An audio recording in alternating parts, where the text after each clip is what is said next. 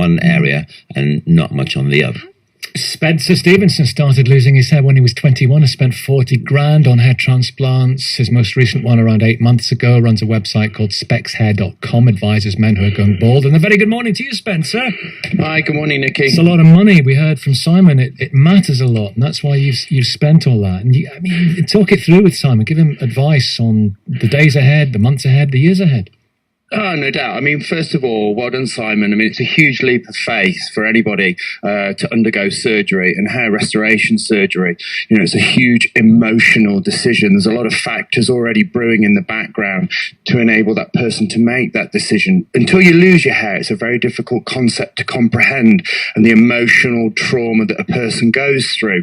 So, Simon, well done there. I mean, essentially, you are at the start of this very long process. So my advice after receiving 13 hair transplants, recently going through one with the Harley Street Hair Clinic where Wayne Rooney had his done, is you have to be very patient. A watch kettle never boils, okay? And it's going to be a minimum of 3 to 4 months before you see any fruit of your labour. And then it's going to be a gradual process. It's going to come in very slowly, to the point whereby I deal with a lot of patients who contact me who had surgery several months ago and say, I don't really think it's worked. I don't think anything's really happened. However, it really does, until you know what is a really good control is to use your pre-op picture, which I've seen in the media.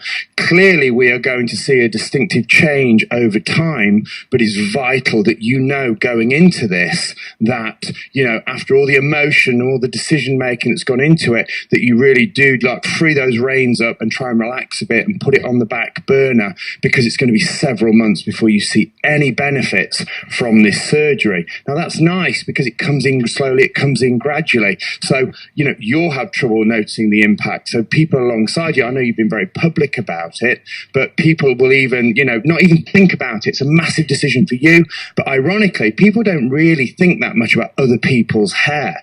So well done to you, and well done also for breaking down some stigmas and coming out about it. It's one of the best things I ever did. It's a huge weight. It's a huge burden to carry, hair loss and the emotional trauma of hair loss. So to come out, it's a massive step and something you should be very proud of, because like Wayne Rooney did, he put hair restoration on the map, and he enabled people to realize it's okay to better yourself. It's okay to do something for yourself to make your self-image, your self-confidence, you know, improve that. So well done to you, Simon. What a speech. Yeah, absolutely. You'd almost think you ran a website about this. I do, Nicky. No, I do. No, you do. Simon, go on. He's absolutely right in that it's not until you actually look at this and you realise how many men actually go through it and how often hair transplants are actually done in the UK these days. And it's quite staggering, actually. So it's certainly something that affects a lot of men, and people go through it. And thanks for your comments about being open about it. It's exactly one of those things I just thought, being on TV every day, I didn't want kind of people to say, will he, won't he, or sorry, has he, hasn't he? You know, so just get out in the open and then be done with it. What about your other half? Full approval? Yeah, absolutely. Yeah, she's always been very supportive of what I've done. So yeah, very thankful to her as well. Yeah, it's great advice from you, Spencer, I've got to say. I can hear your passion. Can I just ask, does it mean that Simon, having been through this transplant once, you've been through many of them, that he's likely going to have to do this again, and, you know, it's more credit cards and, you know, more surgery? I think it's really important, sorry to interject there, that Simon is aware, and I'm sure he's been guided appropriately, that essentially hair loss is progressive, okay? Unfortunately, it's only going to get worse over time. It's not going to get better. So I personally take medication called finasteride to help prevent further progression, which I'm sure hopefully Simon's been advised about with regards to things. Yeah, absolutely. Yeah, so you can take a tablet which will stop the process of you losing your hair. So how's it going to look when you're 65? Hopefully still pretty good. It's funny because I bumped into somebody upstairs here at the BBC, and he said, just took me to the side and said, he just pointed at his hair and said, 10 years ago. And he just said, you know, well done for mentioning it. And, you know, for him, he was totally happy with it, and he feels great. So it's amazing how, again, how many people... You might get quite a lot of that. There's a fraternity here, isn't there? Yeah.